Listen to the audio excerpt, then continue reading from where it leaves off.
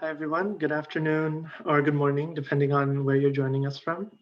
My name is Nikhil Mandalaparthi, and I'm a board member of Sadhana Coalition of Progressive Hindus. And we'd like to welcome all of you to today's dialogue. I'm going to start just with a very brief overview of Sadhana and our two speakers, and then I'll pass it on to them for the conversation. Sadhana Coalition of Progressive Hindus is a nonprofit organization that started a decade ago in 2011. And we work to empower Hindu American communities to live out the values of their faith through service, community transformation, and advocacy. We have mobilized Hindu Americans for the past 10 years to stand up for social justice causes, including environmental justice, racial and economic justice, gender equity, immigrant rights, anti-casteism, and more. And we bring a Hindu voice to the interfaith justice movement, and we have chapters and members from around the country. If you'd like to learn more, please visit sadhana.org. And today we're really excited to be facilitating this dialogue with two esteemed speakers. Our first speaker, Professor Audrey Truschke, teaches courses on South Asian history at Rutgers University's Newark campus. She received her Ph.D. from Columbia University in 2012, and her teaching and research interests focus on the cultural, imperial, and intellectual history of early modern and modern India from 1500 CE to the present. She has written 3 acclaimed books, Culture of Encounters, Sanskrit at the Mughal Court, published in 2016, Aurangzeb, The Life and Legacy of India's Most Controversial King, published in 2017, and most recently, The Language of History, Sanskrit Narratives of Indo-Muslim Rule, published just earlier this year. And Professor Truschke will be joined in conversation by Dr. Gautham Reddy, who is a member of Sadhana's executive board, and he serves as the subject librarian for South Asian Studies and Religion at Emory University's Robert W. Woodruff Library. Gautham received his PhD from the University of Chicago's Department of South Asian Languages and Civilizations, and he also holds an MA in the History of Religions from the University of Chicago's Divinity School.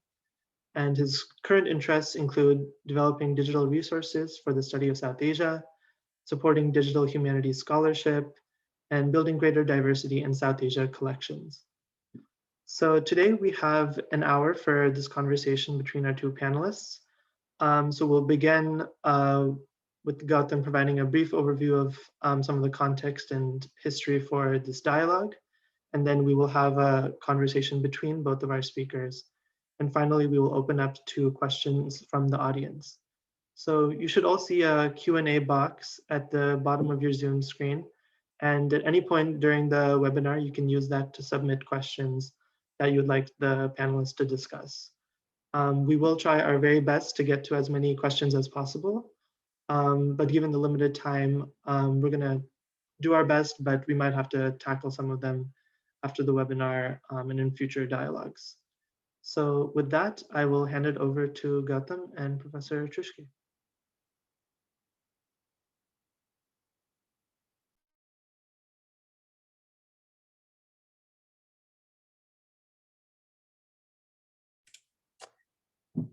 Hi, Audrey. Welcome. Thank you for joining us. And thank you everyone else for making the time on the Saturday afternoon to join us in what is a conversation that doesn't happen often enough, I think, between community members and people involved in the academy around the teaching of Hinduism. So I'm really excited to be able to have this conversation with you. It's a topic that's close to my own heart, something that I spent a lot of my life thinking about. The question of how faith and identity are shaped and transformed by the academy. So I thought I'd share a little bit about myself first, and then I'm going to talk about some of the controversies around the petition that was submitted at Rutgers University, and then kind of frame the conversation a little bit, and then we'll ask a couple of questions about your approach to teaching and some of your research. So as I mentioned, so I grew up in a Hindu family in Minnesota. Minnesota is, of course, not known for being a very diverse state. It's very white, it's very Christian. And I often found myself the only Hindu student in the classroom growing up. And I was called upon to explain or justify all sorts of things which I was really unprepared for. And I think that in one way, like this was one of the motivations that really pushed me into doing higher studies in South Asian studies. I was a religion major, and I initially, went to do a master's at the University of Chicago Divinity School. And I was very impressed by, my classmates who would wrestle with, their different kinds of academic and faith commitments, thinking about their traditions in historical kind of literary contexts, and kind of, developing constructive ways to kind of relate to this material, while also, coming to understand the academic conversations that were happening as well. So I did a master's at the Chicago Divinity School, and then I went on to study Sanskrit and classical Telugu at University of Chicago. I did a PhD as well in South Asian studies. So that's a little bit about my background. Just I wanted to let the audience know where I'm coming from. I identify as Hindu. It's a very important part of my identity. Have other identities as well, which is scholar. So before we continue, I wanted to recount the kind of who, what, why of what's brought us here today. Earlier this month, a group of Hindu students signed a petition that was given to Rutgers University. And it raised concerns that the administration had failed to live up to its commitment to diversity, equity, inclusion. And that Hindu students were not being protected on campus.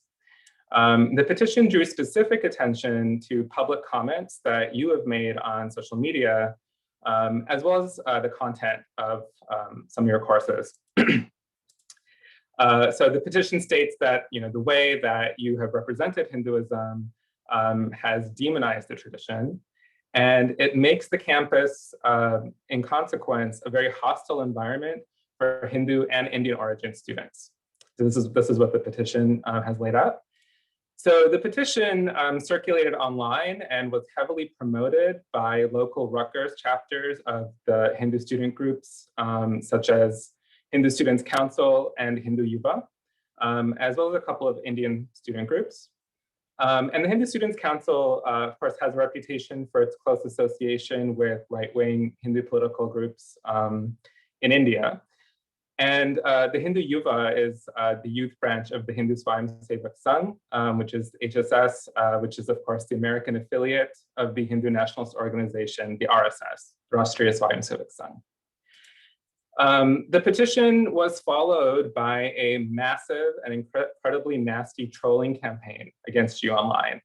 I think I saw on Twitter that you mentioned that you had blocked over 5,000 accounts that were disparaging you in terms of gender, and a lot of like ad hoc kind of red herring things that attacked your personal identity.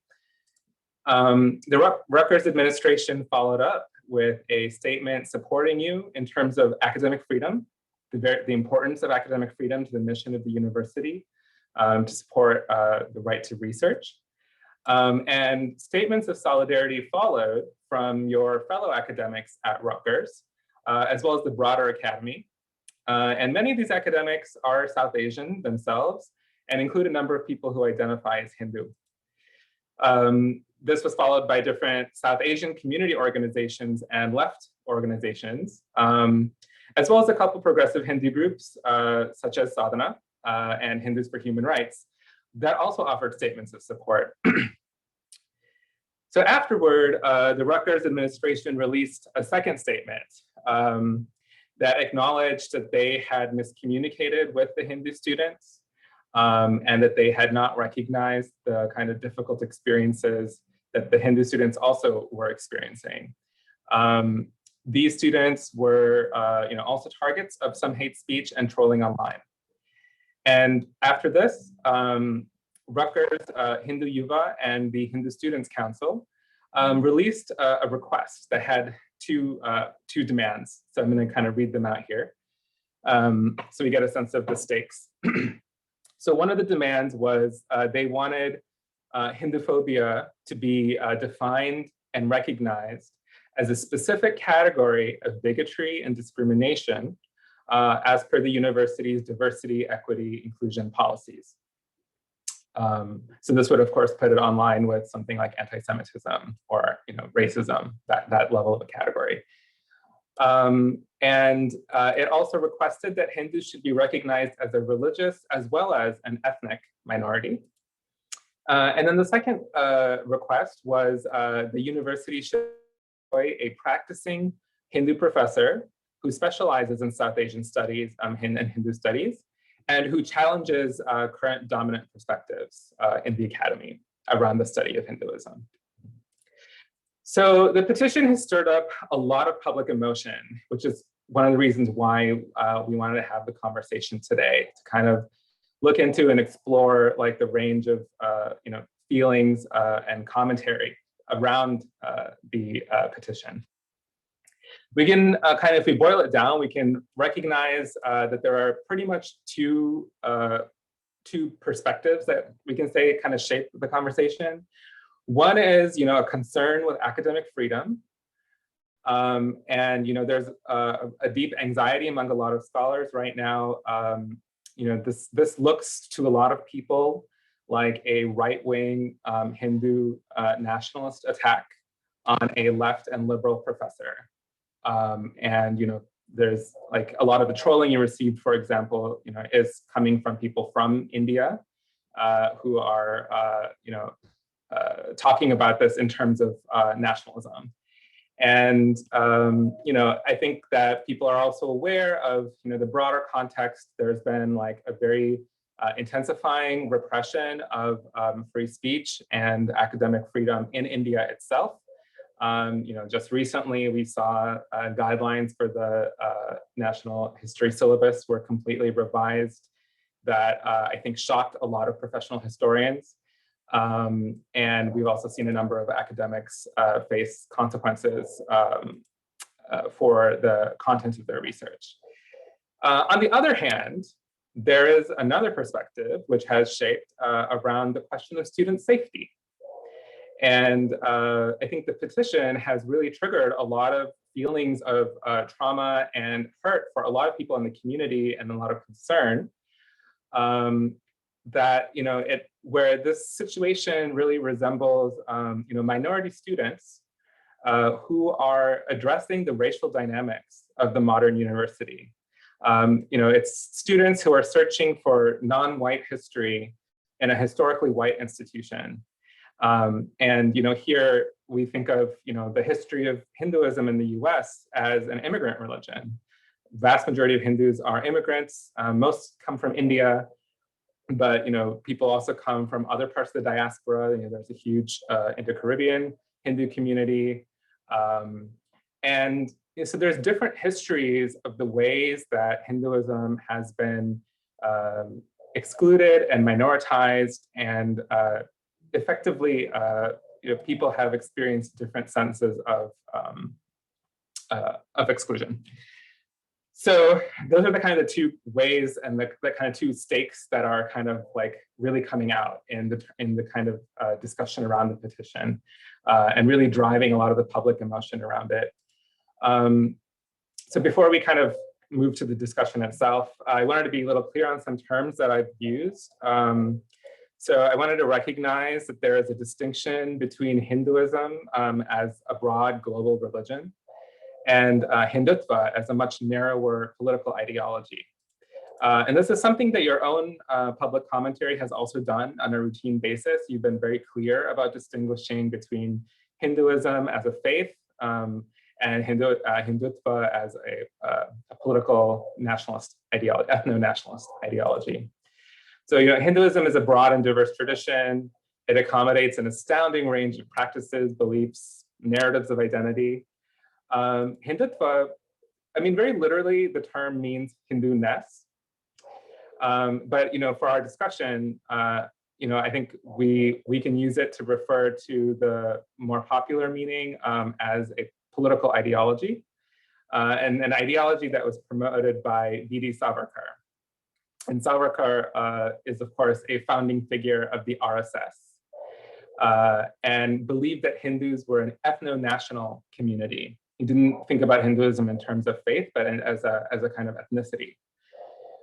He believed India should be a Hindu nation, and that other communities, minority religious communities, such as Muslims or Christians, were outside the national community. They could exist in India as guests at the pleasure of Hindus. The current ruling administration in India, the BJP, has Hindutva, this sense of Hindutva, as part of its official party platform. So coming back to questions raised by the petition, many Hindus have framed the question of teaching Hinduism in the academy in terms of insider and outsider debates. It raised questions around who has the right to teach Hinduism, how should Hinduism be taught, what should Hindu students expect in a South Asian studies course or a Hindu studies course. How do we deal with the offense and hurt sentiments from communities whose histories are being discussed? And how does this fit into the larger secular mission of the modern university? Scholars have posed and debated these questions for decades. So the conversation today is to complicate a topic that risks becoming very simplistic and binary. The point is not to generate more support or opposition on this issue. It's more to open up a serious conversation about the relationship of the academy with the Hindu community at large. And as I mentioned, academics have had this conversation internally for years and with other religious groups. But the broader public has not had access, the broader Hindu public has not really had access to these conversations and been able to really enter into the depths of nuance that goes into pedagogy today, the philosophy of teaching. They don't really get a sense of how the South Asian studies, Hindu studies faculty, what are the internal debates and how people think about how to represent these topics in a manner that's both sensitive and accurate and speaks to different research priorities. So let us turn to the discussion. Thank you for bearing with that very large overview, but I wanted to make sure that we're all on the same page here because there's such competing narratives around this topic. So I thought we could begin with just, a little bit about learning about you. Tell us a little bit about your journey into South Asian studies. Why South Asian history? And how did you come to study Sanskrit? And what's that been like? And why did you decide to also study Persian? these two fields, Sanskrit and Persian, are often treated as kind of separate arenas in South Asian studies. They don't really come together. So, how do you see bridging these together being useful? Like, what do you see as interesting in that? Thank you so much, Gautham, for having me here and for this conversation. And a warm thanks to everyone at Sadhana who has helped make this happen. So how did I get into this? It's a great question. And I sometimes think I should make up an answer because it's not that interesting of a story, but I'll tell you all the real story. So I went to college. I was 18 years old. I was at the University of Chicago, and I intended to major like you did in religious studies. And I did major in religious studies, but at the outset, I sort of assumed that I would study Christianity and Judaism. I'm from the American Midwest. That's basically the extent of religious diversity that I had been exposed to up until that point in my life. And then I saw that this course was being offered on the Mahabharata. And I had no idea what that was. All right, so I looked it up and I figured out it's a Hindu text. And I was like, oh, Hinduism, that's a major world religion. I know nothing about it. I should know something about it if I'm going to major in religious studies. So I enrolled in the course, and I was completely blown away by what I encountered. And especially for folks who are from South Asia, right? Like, try to imagine what this was like for me. Like, you grow up hearing parts of this story. Like, that was not me. So for me, this was like completely new. I was amazed. I was fascinated. I thought the stories were great. The ways that divinities interacted with people on earth, like I was just completely enthralled with the whole thing. And I was also deeply confused. And I realized that I did not have the analytical tools required to make sense of this incredibly complex, complicated epic. And I recognized that that was my problem. Right? Communities have told and retold and valued this story for generations, for about 2,000 years, give or take several hundred years. And they all get it. So I need to sort of play catch up, right? And so I set out on a mission to gain the tools that I would need to make better sense of this particular epic story. And so I started learning Sanskrit, and I started taking other classes on Hinduism. And I guess I never really got over my fascination, right? I remain completely enthralled and interested in it today. By the time I was done with my undergraduate work, I had done 4 years studying Sanskrit, and I was focusing specifically on Sanskrit Hindu texts. I wrote my BA thesis on the Mahabharata specifically, and also, sort of read and gained insight into a variety of other Hindu texts. I added Persian. I took a year of it as an undergraduate. And I added it because even towards the end of my undergraduate career, for me, I had this sense that what I was working on was very disconnected from anything I could pinpoint in history, right? And I sort of hungered for that. I wanted something like, I don't know, with just a little bit more hard historicity. And so I thought I would update myself and move into a more recent kind of historical period, which for me was the second millennium CE.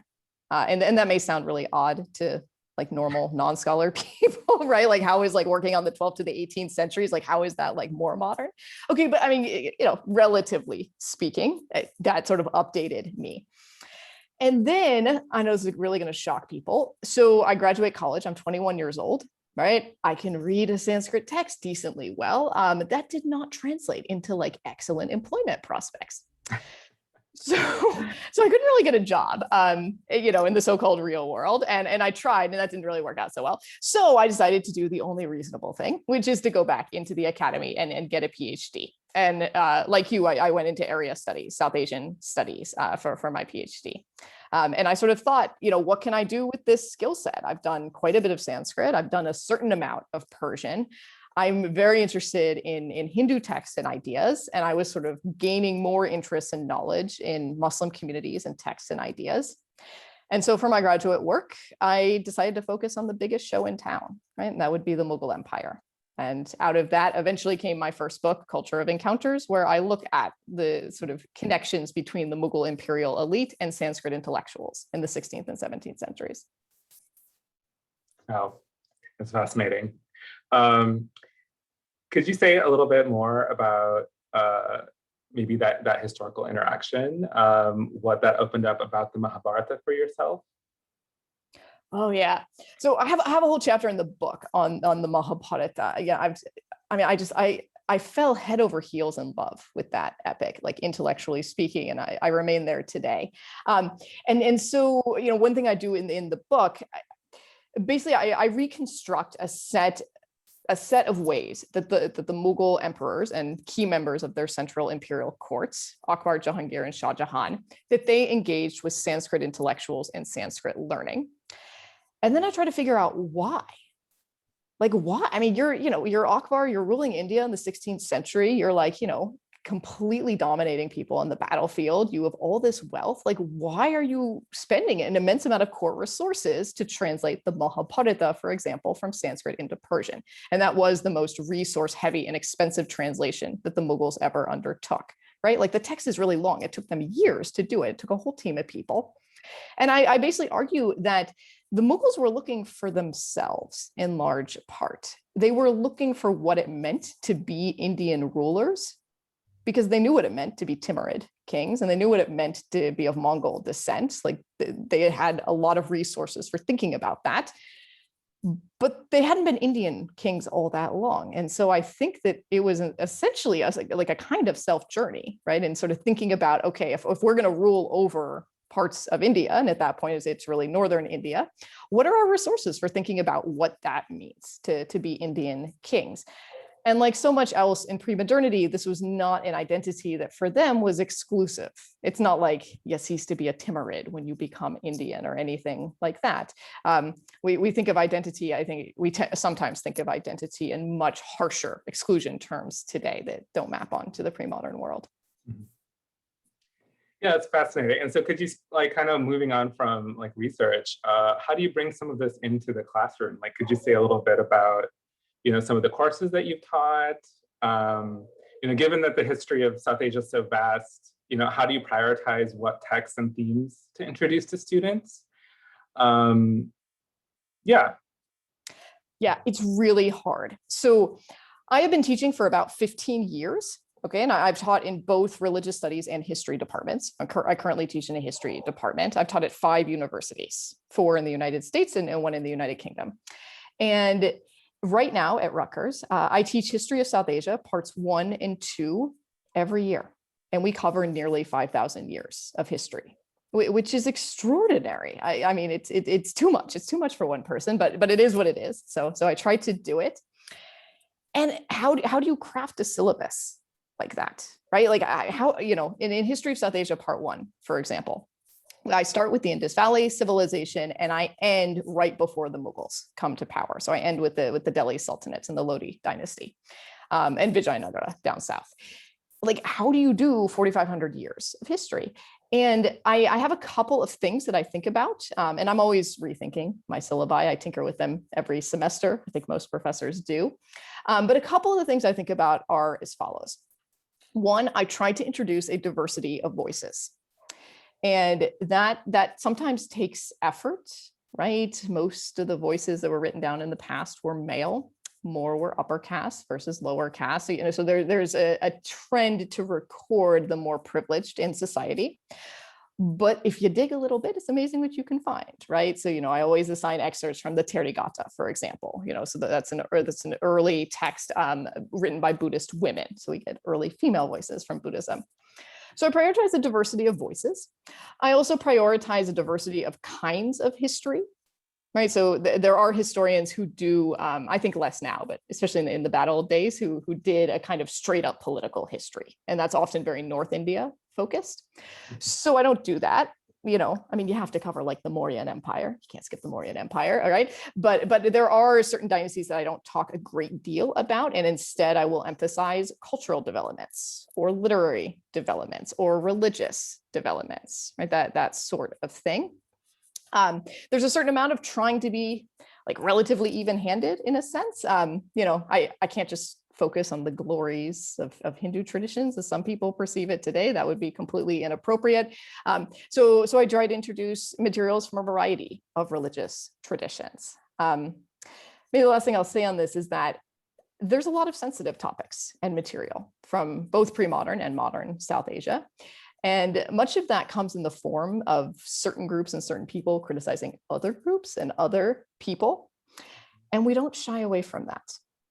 All right, historians, we are not here to make your past look fantastic. We are not here to highlight what was great about it. We're also not here to highlight what was bad about it, okay? I say to my students ad nauseum, like, I'm not here to judge the past, and you shouldn't be either, because there are so many more interesting questions to ask about history rather than do you like it? Right. And so I really do try to prioritize that with students and the teaching of historical method and the different kinds of questions that we ask about the past and how that enables us to get into sensitive and controversial material without sort of devolving into, what does everyone think about this in 2021? Mm-hmm. Yeah, I think that kind of, brings us back to some of the concerns that were raised by the petition. So if we think about, how do we think about the experience of students in the classroom, right? I mean, I think you've kind of shared a lot about like the side of the instructor, like what you're invested in ensuring that your students learn in the classroom, how you think about curriculum, what texts are important to bring in. And so the petition suggests that many Hindu students are put off by your classes and feel unsafe on campus. I think precisely because, as you mentioned, you are unafraid to shy away from the range of histories that are in the subcontinent, and highlighting a variety of voices, including voices of criticism, and kind of staying away from just a kind of like rose-tinted vision of the past.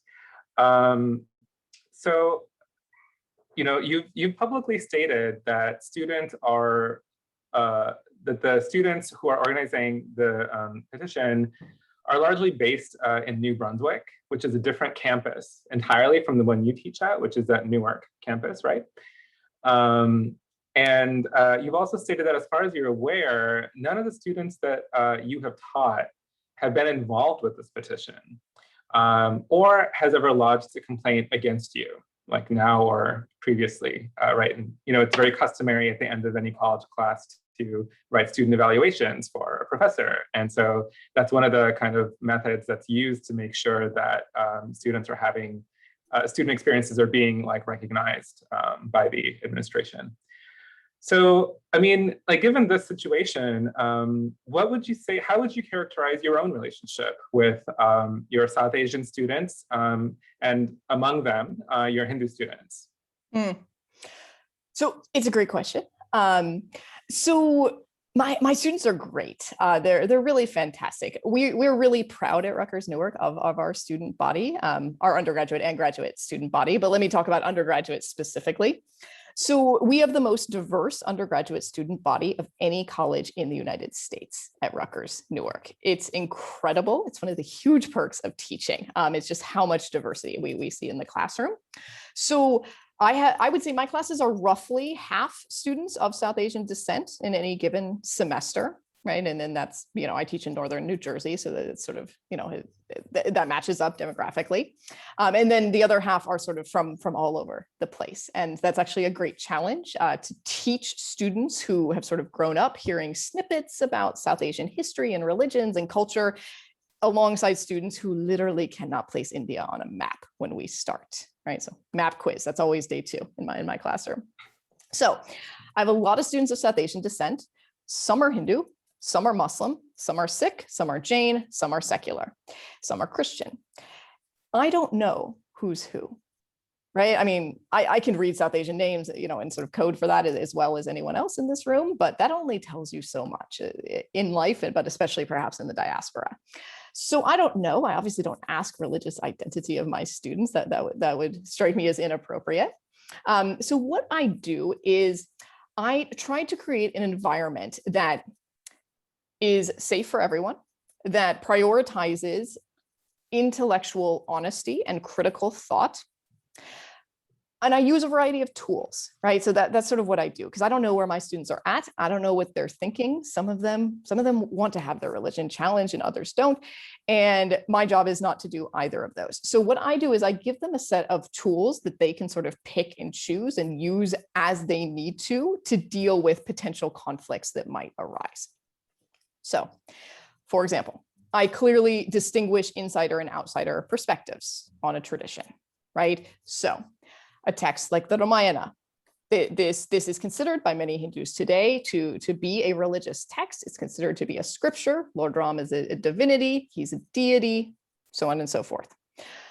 From a historical perspective, which is different than that sort of insider perspective, the Ramayana starts off as a story about 2,000 years ago, give or take several hundred years. It's written down first by a guy named Valmiki. We don't know if Valmiki actually lived or not. I go into some detail on, the evidence and arguments there. And we have no evidence that Lord Ram actually lived. Now, that doesn't mean we have evidence that he didn't live, but historians work in a world of positivist evidence, right? You have to prove stuff, not disprove things. And so I clearly distinguish those two. So that's one tool. Another tool that I give my students, and I do this with the Ramayana and with a whole variety of other things, because I also do, of course, teach controversial and sensitive subjects that do not concern Hindus, but concern other religious groups. I tell my students, if this is challenging to you, or I guess I usually word it in terms of, if this is a matter of faith and belief for you, and that's important, don't let a historian blow it away. Like, you don't have to think like a historian all the time. You have to think like a historian to take my midterm and final exam and get a good grade in this class. But beyond that, you do you. And one thing I tell my students, when I walk out of the classroom, I'm not a historian all the time, right? We all have layered identities. And there are areas in my life where I don't think like a historian. I think like someone else. And that's totally fine. You can do that too. So that's another option that I give students is, if you don't want to have these two things conflict, then just don't have them conflict. That's not a problem. So delimiting claims, being clear that you don't have to challenge it. The third and last thing I'll name in this regard is that, and I think this actually goes a long way, two things, I guess. One is that I name sensitive things outright, and just saying this is a sensitive topic, I don't want to rub anyone the wrong way. That can actually go a long way to just sort of making everyone's good faith intentions clear and diffusing a situation. And I also, oh man, I lost my train of thought on this. Is it going to come back? It'll come back to me later. That's fine. I did want to kind of follow up on something you said earlier in the beginning, when you kind of mentioned that you take steps to ensure that you have kind of a safe learning environment for your students. And could you speak a little bit more about what safety means in this context, especially if it's the case that, say that we'll use the example that you just gave, right? You might say there's no historical evidence for a figure named Ram. And, I've actually seen a number of my peers I remember would struggle with similar questions of historicity and faith when they would take classes about Christian history and things like this. So I'm kind of wondering, how would you support a student like that who might see that as a kind of attack on their faith? Let's just say that a student comes to you in office hours and they say that I'm not comfortable with how you're talking about Ram. This is not what I learned from my parents or at my temple. I feel very uncomfortable kind of bringing this up in front of my classmates. They might mock me or make fun of me. Most of them aren't Hindu.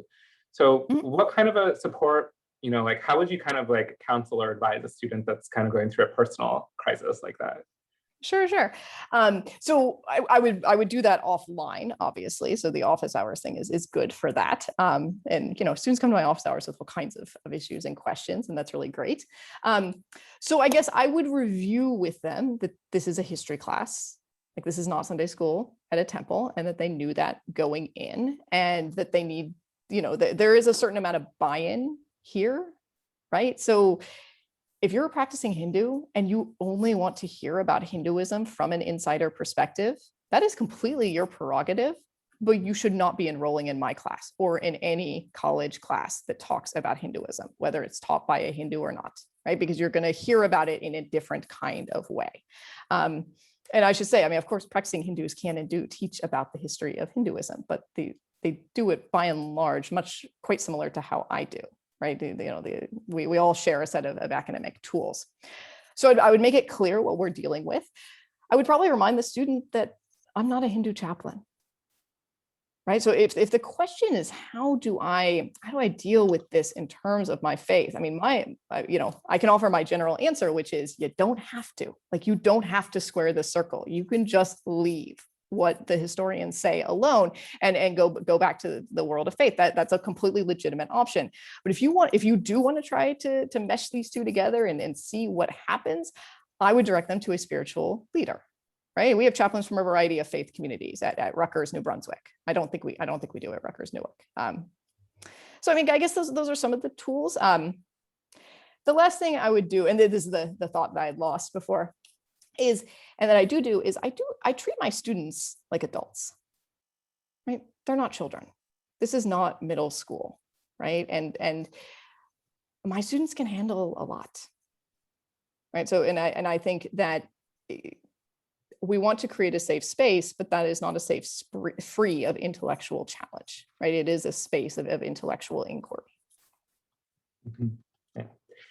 Yeah. I appreciate the comment that you made about the Hindu chaplain as well. I think that it kind of, it does speak to certain ways that Hindu students are very underserved on a lot of campuses today. I think, as I mentioned, like I knew, and I had a number of classmates who had very similar questions and struggles in different faith traditions, and they were often supported by the presence of people like Hindu chaplains or, like other kind of community members who are available to have these discussions, who are experienced in kind of moderating these kinds of tensions. And I feel like many students, because Hindus are such a new community, they are an immigrant community, they just don't have access to this kind of support.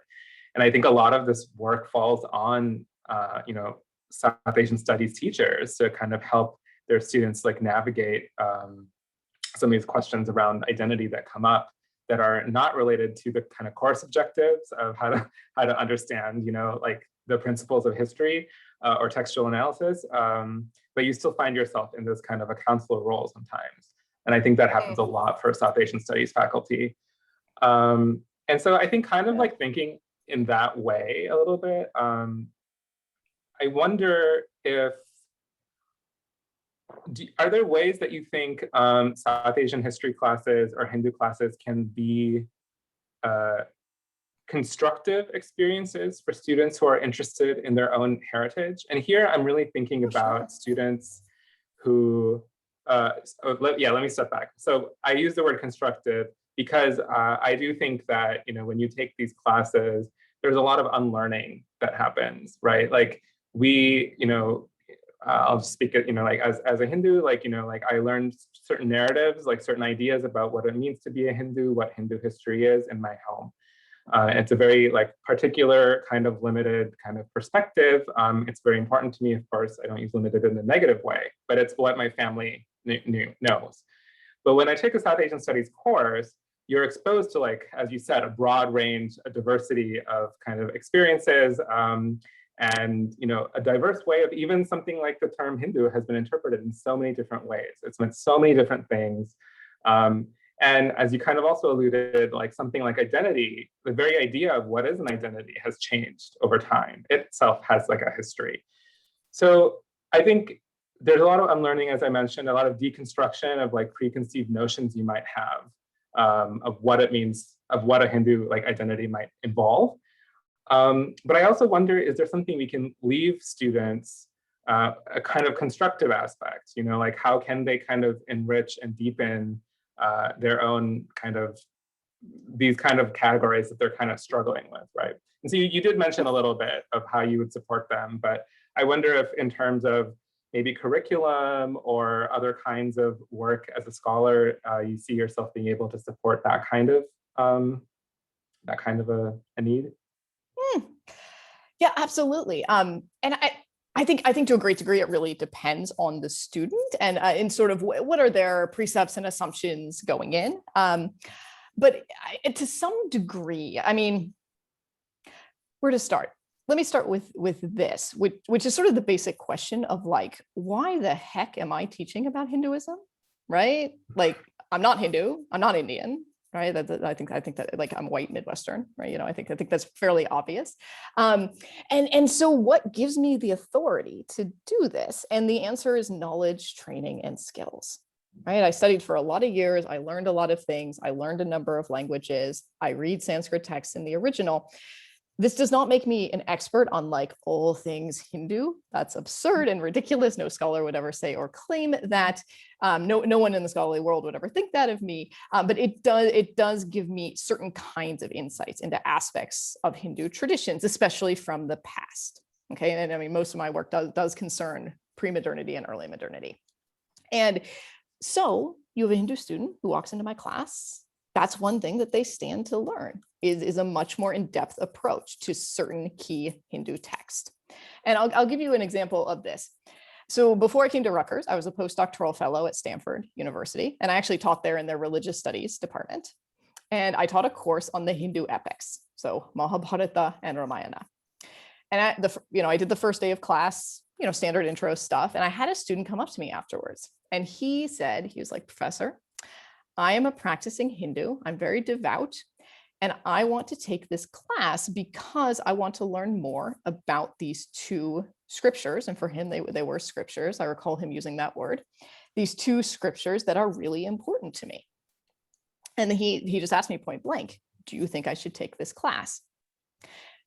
And I'd never been asked that directly before. So I sort of paused for a moment and I thought about it. And I gave him an honest answer. I always give my students honest answers. And I told him that I would not have devoted, at that point, it was closer to like 15 years of my life to studying these two texts if I did not think that there is an immense amount of value in them in terms of religious guidance, spiritual guidance, commentary on politics, like all sorts of aspects of the human life and human experience.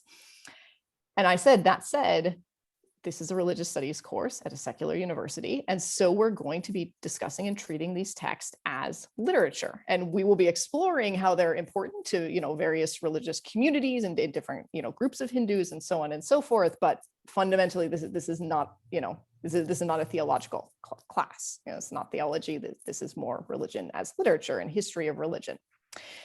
And he was like, "I get that. I'm good with that." He took the class, he made great contributions to class discussion, and he got an A. It all turned out beautifully. So I think for someone like him who was willing, he clearly had different interests in these texts than I did, but he was willing to learn from me because I offered certain kinds of insights based on a certain kind of expertise. And he was willing to admit that within his more faith-based worldview. And so I think that sort of thing can come together. I think more generally, especially teaching in a history department now, so it is a little bit of a different thing. One of the more consistent things that I find with my students is they're really open-minded and they're hungry for knowledge. They don't want to be coddled. They don't want their own views to be reinforced. Like they want to be exposed to different ideas and different ways of thinking. So in History of South Asia, Part 1, I always cover the founding of Buddhism and Jainism, right? Usually in back-to-back classes. And my students love that. That comes up on student evaluations all the time. Like, "Oh, I really liked learning, about Mahavir and Gautham Buddha and this sort of thing."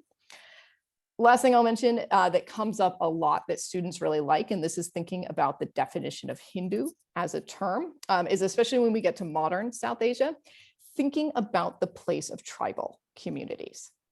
Right. And this is a sensitive political issue today in modern day India, especially with the census. There's a push to sort of include many tribal groups as Hindu for purposes of the Indian census and sort of reconvert them back to Hinduism. And many tribal people feel that's highly inappropriate. And my students consistently like learning about both that tension, but also just tribal communities and tribal traditions and religions more generally. Yeah, which is a set of communities that are so underrepresented in South Asian studies anyway. Yeah, I can see that. So I'm going to ask one final question, and then I think we can turn it to Q&A. I think we'll go a little bit longer until like 1:15, if that's okay with people here. Yeah. Okay. So yeah, I think as you said, right, like sometimes you bring in contemporary issues as well, which is almost, it's difficult to avoid that if you're teaching a history class. But I kind of wanted to, talk about your social media presence. You're very active on social media, and you're using it to explore a lot of questions that are emotionally charged. And I would say that actually a lot of what's driven the kind of the sentiments around the petition are more tied to your kind of social media presence and your kind of academic kind of publishing. So I'm kind of curious, what does a medieval historian have to say about contemporary issues relating to Indian politics? I think a lot of people would say, like, you should stick to your arena. You studied, medieval India, stay there. So what business do you have coming in to say what you just said, for example, about issues facing the Adivasi community? So that's part of it. And then also, do you think that social media helps or distracts from exploring some of these questions that you are commenting on? Okay, so I have a few different responses to that. My response to the sort of stay in your lane argument is I would be happy to do that if modern political and cultural groups associated with Hindu nationalism would stay in theirs and leave medieval history alone, right? You all are bringing this fight to me, not the other way around. Okay, so I am commenting on medieval history and interpretations thereof in the modern day. It's just that that's very heavily politicized right now, and I'm not about to lay down and let that history be entirely rewritten. Not so long as I have a voice in this. My response to why am I teaching about Adivasis? If I don't teach about it, no one's teaching about it at Rutgers Newark. That's the answer. Right? I am a one-woman show regarding South Asian history at Rutgers Newark right now. I would note that is not the case in Rutgers, New Brunswick. All right, so for any of my New Brunswick people who are out there listening, you all have well over a dozen scholars who focus on South Asia down there. Feel free to discuss further issues with New Brunswick with them. But for me up in Newark, it's a different story. And so if I don't teach about modern South Asia, no one's going to do it. So essentially, I have broadened my teaching interests in comparison to my research interests in order to meet student demands. And I think that, given my resources and options, that's better than the alternative, which is that no one learns about anything concerning modern India at Rutgers Newark. In terms of social media, I'm really agnostic on the value, I guess, of it. I don't know if Twitter is valuable or not, but it's important. Right? It's an important medium, and I don't like that. I don't like a whole lot of things that are true, but that is what it is, and I choose to be on there and to use it. I would just note that for everyone who sort of looks at my social media posts and is like, oh my gosh, how can someone like this be teaching in a classroom? Folks, you would be so disappointed, right? What I'm doing on Twitter is very different than how I am in the classroom because the medium is different, the audience is different, and the purpose is different, right? On Twitter, I'm engaged in a certain set of conversations. I'm outlining certain ideas. I'm promoting my own work and scholarship, obviously. I'm not doing any of that in the classroom. In the classroom, everything, literally everything, is filtered through the lens of pedagogy, of how to best teach students. And one of my foundational pedagogical principles, I think this is true for most professors, is as follows. Students have to be listening first. If they're not listening, it doesn't matter what you're saying or how you're saying it because they're not listening, they're not getting it. And honestly, this comes out in both mundane and slightly less mundane ways. Like many professors, keeping my students awake is key concern and priority. Seriously, they're college students. Many of them are working multiple jobs. They're tired, anyways. But also in non-mundane ways, why would I in the classroom come out strongly with my own views against Hindu nationalism? That's a perfectly appropriate and defensible set of views for me to have as a researcher. But to come out with that strongly in the classroom, it wouldn't make any sense. And it would risk turning off some students, and then they wouldn't be listening to me. And then they wouldn't learn about, Mahavir and the founding of Jainism and the Indus Valley civilization and Adivasis and all this stuff that I'm there to teach them. So I'm not the same. I'm not the same person in the classroom. Different Audreys. On social media. Okay, so we have a couple questions, and maybe I'm going to ask one that is tied to social media. this is something which has been actually brought up a lot. So I suppose it's only fair that you can address it. You've addressed it previously in other places. So we have a question from somebody named Akshay. He said, "Hi, Professor Truschke. I am an Indian American and Hindu, and I am sorry that you've been through so much harassment and abuse from many people, and I condemn all the hateful comments you've received. Respectfully, I would like to dialogue with you and ask for your comment and feedback on what you've said about Rama being a misogynist, especially given that the original translator said that he wouldn't have said that. Is this imposing," and I think this is the important question here, "is this imposing our 21st century view on past events and not allowing for context?" Okay, so I never called Ram a misogynist. And this is a persistent point of misinterpretation, right? I interpret a text one way and people assume that it is my personal opinion. That runs through, that misunderstanding runs through the petition that you outlined earlier, Gautham. So I issued that questionable, I think we call it pretty questionable, translation. That was a translation of a passage in Valmiki's Ramayana. And I understand that was surprising, even shocking to many modern Hindus. And I can give you a historical explanation for how, Valmiki's text has been rewritten, especially those of you from Northern India. You're probably more familiar with the Ramcharitmanas by Tulsi Das, even if you don't know that. So there's like a fluidity of the story issue here. And I was going back to the oldest layers of Valmiki. The misogynist thing, that's how that passage has been described over and over again. I didn't create that. I took that directly from Bob Goldman, right? And you can look in the introduction to his volume on the Ramayana for that.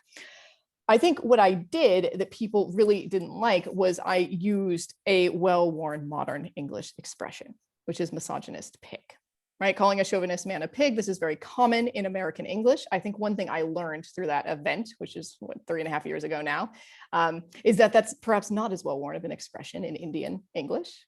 So that was a learning experience for me. Mm-hmm. And I think at the end of the day, what this comes down to is how you feel about translation.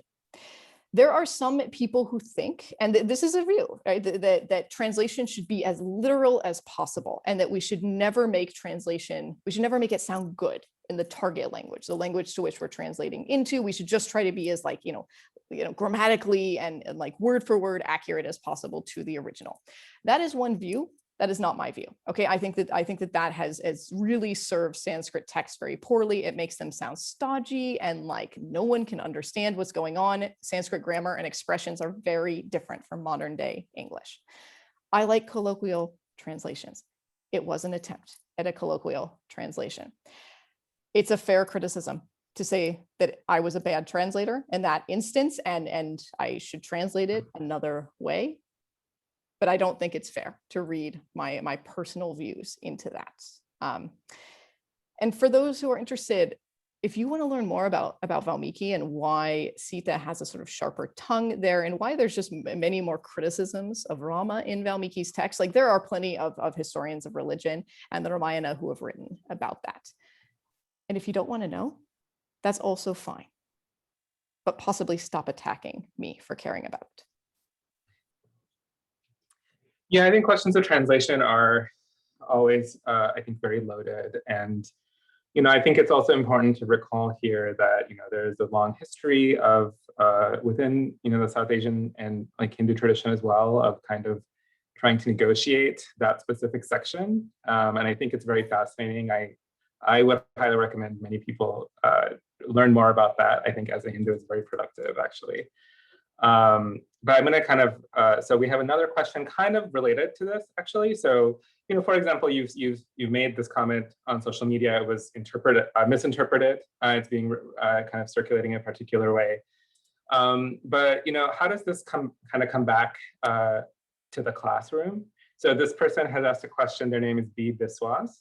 I wonder if Audrey can speak to how she sees her role as a public intellectual and how that squares with classroom work in philosophy. So kind of like what, like you just said, like you're different Audreys in different spaces, but there's a clear kind of bleeding between back and forth as well, right? As the concerns raised by the petition show as well.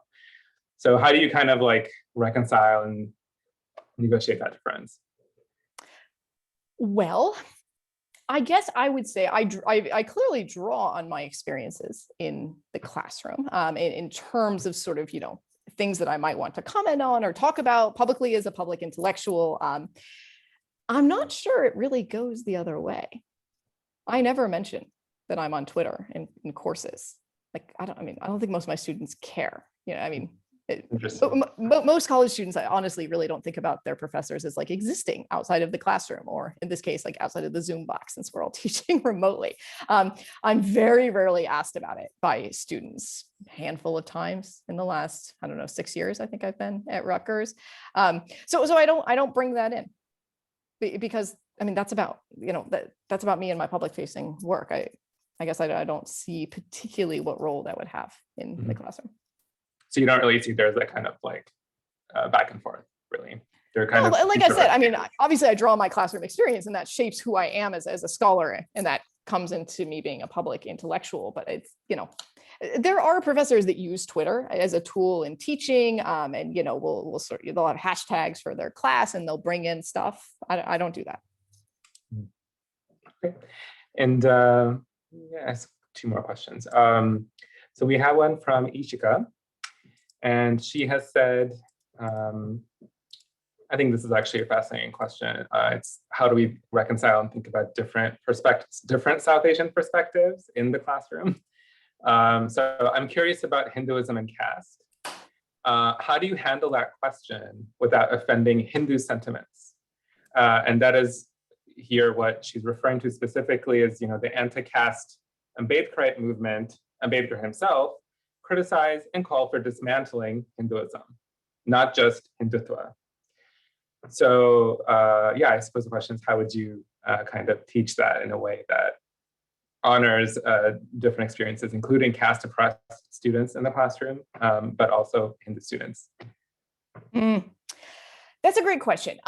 Keep in mind that I am teaching in the United States. So the caste does work, I would say, significantly differently in the diaspora, and especially for college kids college young adults. That's a slippage I don't like, but anyways, college young adults who, very few, if any, of my students are married yet or have gone through that. That being one of the big ways that caste does still sort of surface strongly in diaspora communities.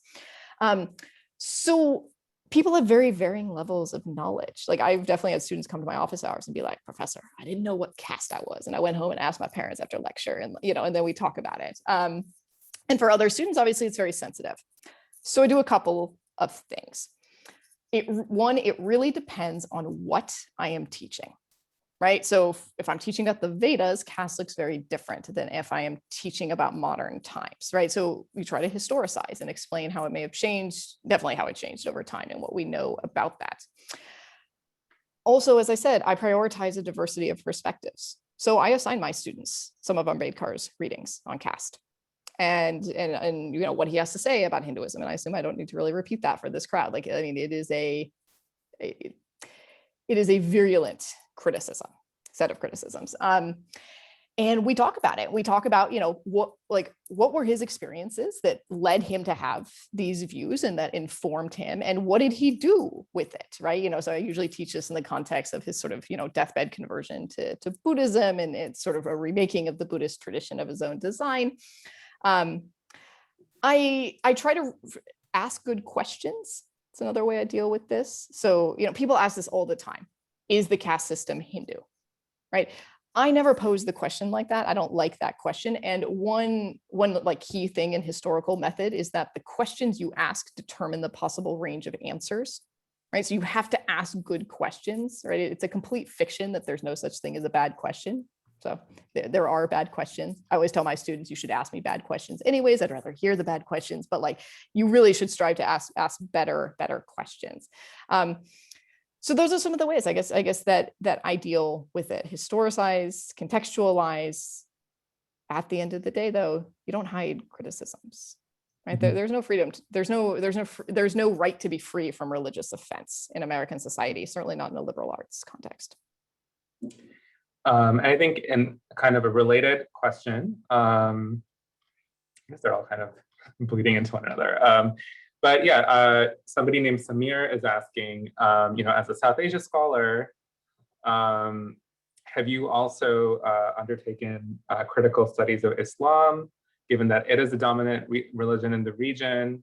And how would you, I think what they're trying to ask is, would you approach teaching Islam with the degree of critical thinking that you're bringing to Hinduism as well? Of course, absolutely. People just don't tend to get quite as upset about that. So I don't work on early Islam, right? That's a Middle East subject. So I don't work on Muhammad or that sort of thing. For those, by the way, who might be upset at the lack of honorifics, right? That is universal for me across religious traditions. But anyways, but I do work on later stuff. And I mean, this comes up both in the classroom and in my scholarship, right? So I mean, I've endured a lot of criticism for, bashing the idea that Aurangzeb, going against the idea that Aurangzeb hated Hindus, right? In my second book, I also go against the myth of Aurangzeb the Pious, which is a myth held by a number of Muslims, right? That he was like the one truly Muslim king. Like I demolish that myth equally. People just don't tend to get nearly as upset about it. To give just one example of a controversial thing that comes up in the Islamic context, I teach about the Ahmadiyya, okay? And the Ahmadiyya community, they're Muslim from a scholarly perspective, right? They say they're Muslim, that they're Muslim. Many Muslims do not feel that way due to the Ahmadiyya's views that Muhammad is not the final prophet. And so that's a sensitive issue, right? I teach it all the same. Thank you. So I think we'll close with one last question. This is actually a really nice question. It's from Urmila.